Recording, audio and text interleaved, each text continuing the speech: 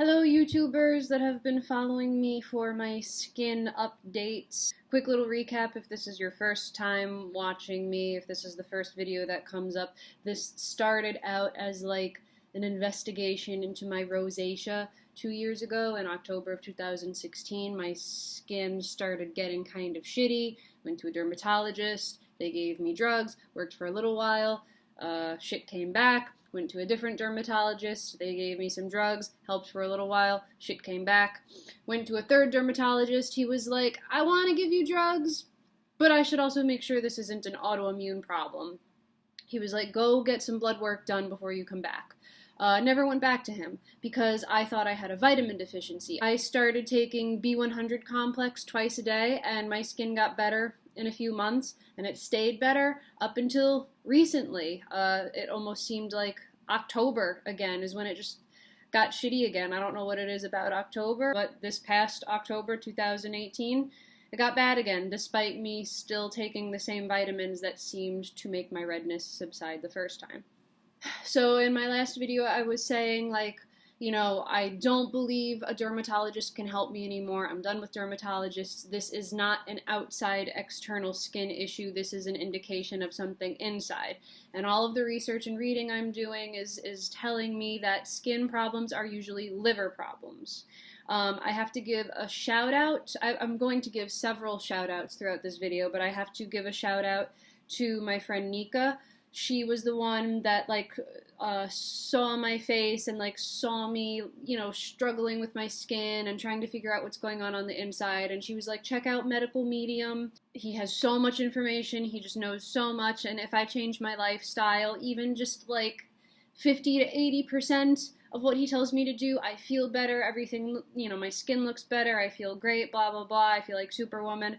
And I'm like, okay, so I was researching Medical Medium, and his big thing is celery juice. Celery juice cures everything. Just drink celery juice and it'll change your life. You'll be healed of everything. Just go bathe in celery juice and these heavy metal detox smoothies, whatever. So he was talking about how when the liver is having a hard time breaking down toxins, some of those toxins get released and comes out through your skin.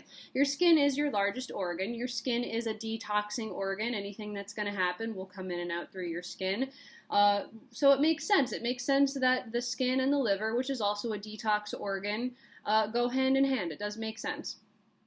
He was saying that skin issues in particular can be a result of too many heavy metals in the liver, and also too much copper, too much DDT, which could even be something you inherited from your parents or your grandparents. DDT is found in all those pesticides and herbicides that they were spraying on the vegetables. It was a big thing. People used to think it was good for you.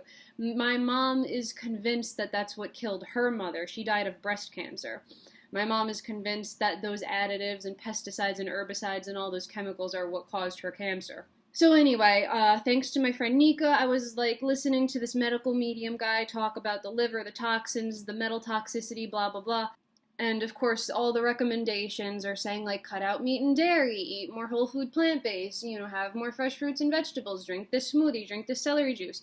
So I was drinking celery juice every morning. I hate it. It's fucking garbage juice. I feel like I'm gonna puke when I drink that shit. I'd rather drink pretty much anything else on this planet than celery juice. It's just bitter, it makes my throat itch, and I want to gag. So I would add an apple to it to make it slightly more tolerable, but it's just garbage juice. I don't know how people drink that shit. And then I was doing the smoothies. There were some active ingredients that help cleanse the liver of heavy metals. Some of those ingredients were blueberries, cilantro, spirulina. Make sure those things are in your smoothie. So I've been getting that in addition to some celery in those same smoothies. So I was doing that. I was doing that to the point where my sweat started to smell like celery. My fiance was like, your armpit kind of smells like celery juice. And I'm like, oh, well, I guess that's good. That means it's going through the system and flushing me out and stuff. So while all that was happening, I also bought a test. It's called 5 Strands. It's an intolerance test kit. They are not paying me to say anything. I have absolutely zero incentive or zero reward from them to be promoting them on my channel. But I ordered this intolerance test They mail it to you with instructions in a little baggie. You pluck some hairs and you send it away, and then they test your hair and they tell you all the things that you are intolerant to. Food intolerances and environmental intolerances. I got the deluxe package. I paid like an extra $50 for them to check heavy metal toxicity and nutritional deficiencies. So my second shout out goes to my boss, Lauren. She has a French bulldog, which, French bulldogs are notorious for having health issues, and she suspected that he had a lot of allergies or intolerances. So this 5-strand intolerance test kit, you can use it on pets, children, and adults, human adults. So the only reason I found out about this intolerance test was from my boss, Lauren. So thanks, Lauren, and thanks, Hudson, for being a problematic, overbred French bulldog with too many health issues. Thanks. Because she noticed he was having problems with his digestion, his food. She originally thought he was allergic to chicken, so she stopped feeding him chicken, and she started feeding him beef. When she got those test results back, turns out dog's not allergic to chicken, but he is intolerant to beef, so she was feeding him the wrong food all this time. Now she's switching up his food, and he's doing much better. Whatever, so that's my second shout out. Thank you, Lauren. Thank you, Hudson, the French bulldog, for making me aware of this test. So I figure, okay, what if this is an allergy? What if I'm intolerant to a food that I've been eating for a long time and it's building up in my system? What if it is an intolerance? I wanted the deluxe version because of what I was reading from the medical medium about toxic buildup in the liver, and that's what causes all your skin problems. So I was like, okay, let me do that. I want to say I sent my hairs out the day before Thanksgiving, so I mailed them out on November 21st, Wednesday, November 21st, mailed them out. And I received an email the following Monday, November 26th, that they received my samples, they received my hairs, and that I should be getting my results in 7 to 10 business days. And then I got my results just like a few days later. I got my results Thursday, November 29th. So all in all, it was just about like a week and a day for me to get my results. And they email you your results. So of course, the second I get my results, I'm engrossed. I'm like, what? I have an intolerance to this thing? And I have I was keeping my fingers crossed the whole time. Please don't let me be allergic to soy, because I love soy. I love tofu. I know some of you are like, ew, tofu tastes like a dirty sponge. But like, no. If you know how to cook tofu, it's delicious. I love tofu. So the first thing I was looking at was food. And they break it up into 3 levels. Like, level 3 is like, you have a super high intolerance, stop eating this now, like, bitch, no. And then they have a level 2, which is like a medium intolerance. Like, it's not a huge deal, but it could still be making you feel shitty. So you might want to cut back on that stuff too. And then there's like level 1, like very mild intolerance, like it might not even be a thing, like just keep an eye out for it. So my red food intolerances, I don't know if you can see, I've got a decent amount of severe intolerances, and then some medium, and then some mild. Hudson the French bulldog has way more than this, by the way. He's allergic to everything. So I'm not going to read you the whole list, but I think it's worth pointing out that I have intolerances to things that I consume every single day. And these are in the red. These are like severe intolerances. And, it was things like vanilla, sugar, white and brown sugar, lentils. Lentils? Kale? I have a severe intolerance to kale. What the fuck kind of vegan am I that I can't eat lentils and kale now? Dates, I fucking love dates. So no more dates.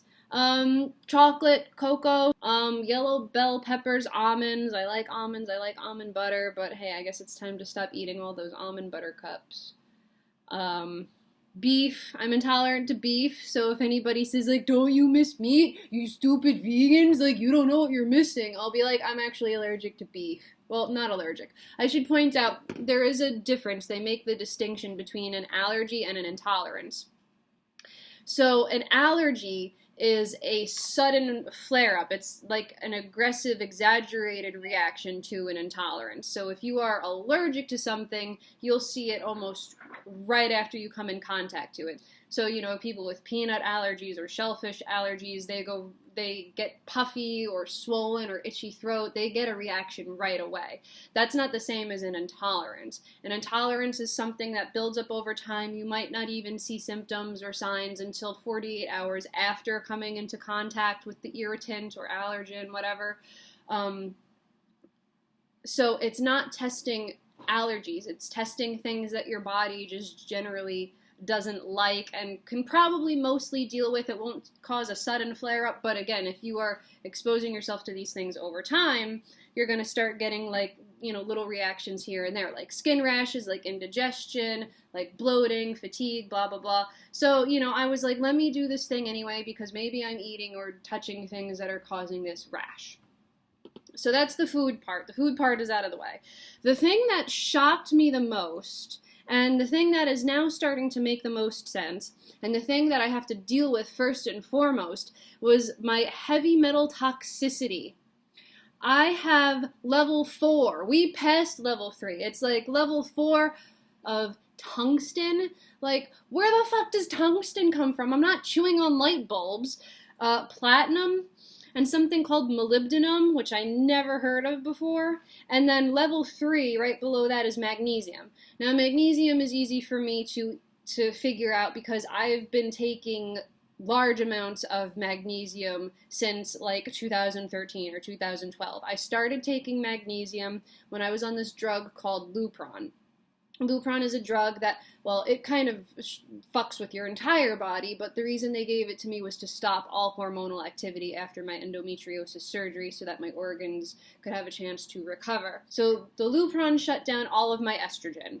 Estrogen is what fortifies your bones. One of the side effects is weak, brittle bones, joint pain, blah, blah, blah. And I'm a ballet dancer / athlete, so I was like, oh, hell no, like, I'm not letting that happen. So I started taking huge amounts of calcium, magnesium, vitamin D, and omega-3. Magnesium, because magnesium helps calcium do its job. You can be stacking up on the calcium, but if you don't have enough magnesium, you're not really getting all that calcium. So it was in like 2012 or 2013 that I was like, oh, magnesium's great. We all need more magnesium. Everybody has a magnesium deficiency. I love magnesium. Magnesium is a muscle relaxer. Magnesium helps you absorb your calcium. It keeps your bones strong. And then if you take a little extra, it helps you go to the bathroom in the morning. And sometimes I got a little constipated. And I think I was constipated because of other things I was eating that was maybe making me constipated. But I started, for lack of better words, I was abusing magnesium. And, you know, I would research it. I was like, magnesium toxicity, am I taking too much, blah, blah, blah. And everything I read about taking too much magnesium, everything said, like, it's very rare. Your body pretty much flushes it all out immediately. It comes out in your urine. Unless you have kidney problems, magnesium toxicity shouldn't be a thing. It's only if you take high amounts over a long period of time, which I have been doing, so no more magnesium for me. But then that leaves those other metals. Like, where the fuck am I getting tungsten and molybdenum and platinum from? And then, of course, everybody says, well, it's your piercings, Victoria. It's gotta be your piercings. And I'm like, no, it's not my piercings, because my piercings are all, to my knowledge, when I bought them, they are all surgical grade stainless steel. But in my research, I am learning that even stainless steel can have alloys in it to make it stronger or fortify it or whatever. Some stainless steel can have trace amounts of molybdenum in there.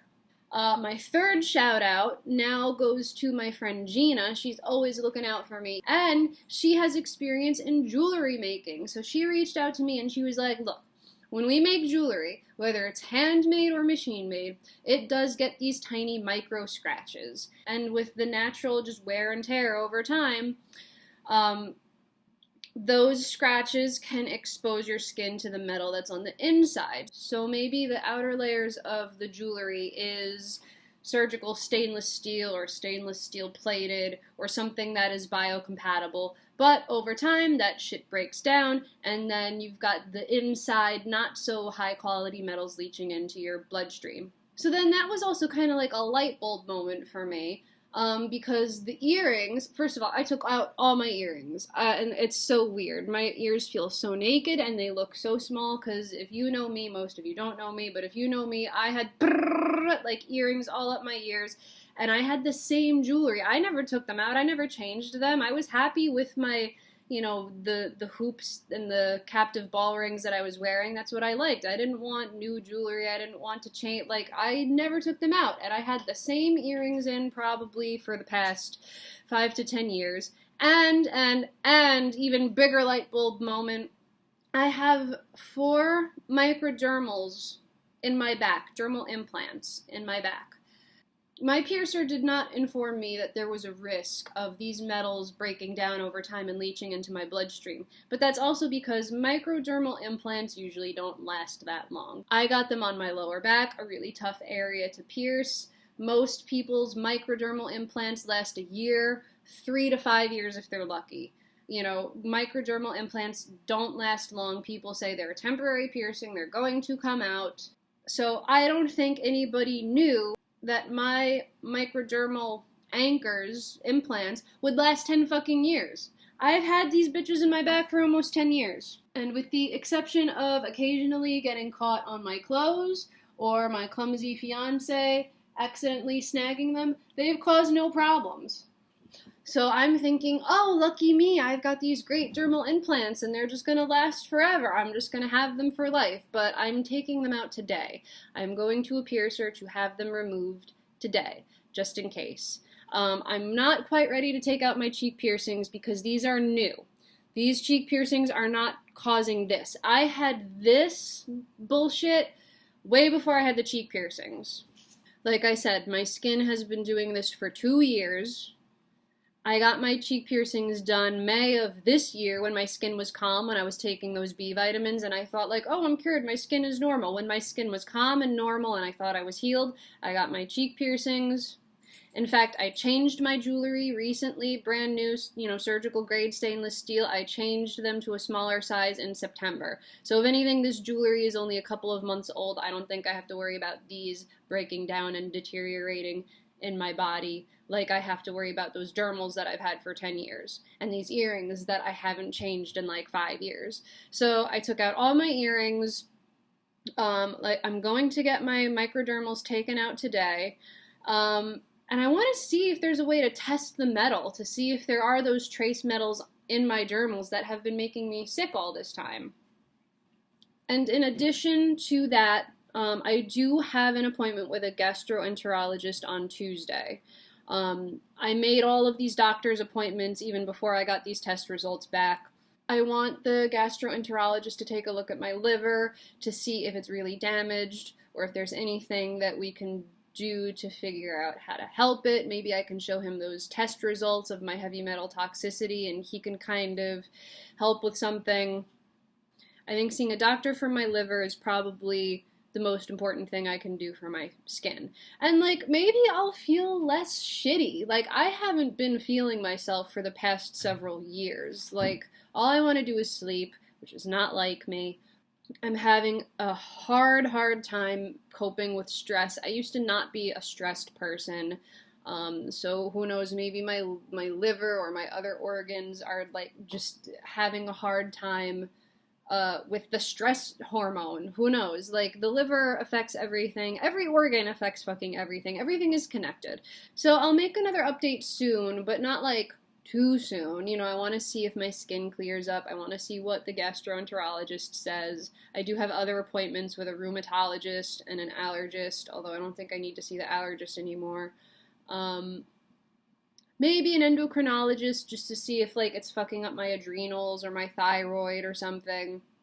Maybe a nephrologist, which is basically like a urologist, but they specialize in kidney disease, because the fact that I have magnesium toxicity is scaring me a little bit, because supposedly magnesium toxicity isn't an issue if you have healthy kidneys to flush it out.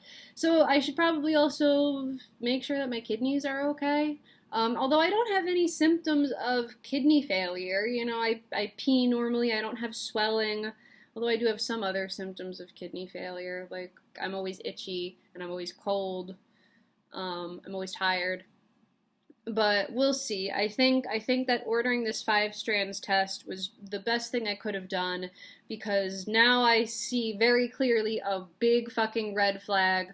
Heavy metal toxicity. Fix that shit. If it means taking out my piercings and being a boring person that has no holes in their face, then I guess I gotta do that. I have some guidance now. Like, the most alarming thing out of all the tests I took um, was having those heavy metals. So, in conclusion, I do believe and agree that it is true that skin problems are a reflection of things happening on the inside. In my case, don't even bother going to a dermatologist. Go straight for the insides. I do understand that some skin issues are just acne or hormonal or just a superficial thing, and maybe a dermatologist will help you, but dermatologists have not been able to help me for 2 years. 3 different dermatologists could not give me a diagnosis. They kept saying, rosacea, rosacea, rosacea, just take drugs, but it's not fucking rosacea. It doesn't act like rosacea. It's just, you know what, I'm dying of heavy metal poisoning. And then after that, I'll worry about the foods and the environmental intolerances and stuff like that. So have fun with that can of worms I just opened up for you. Bye!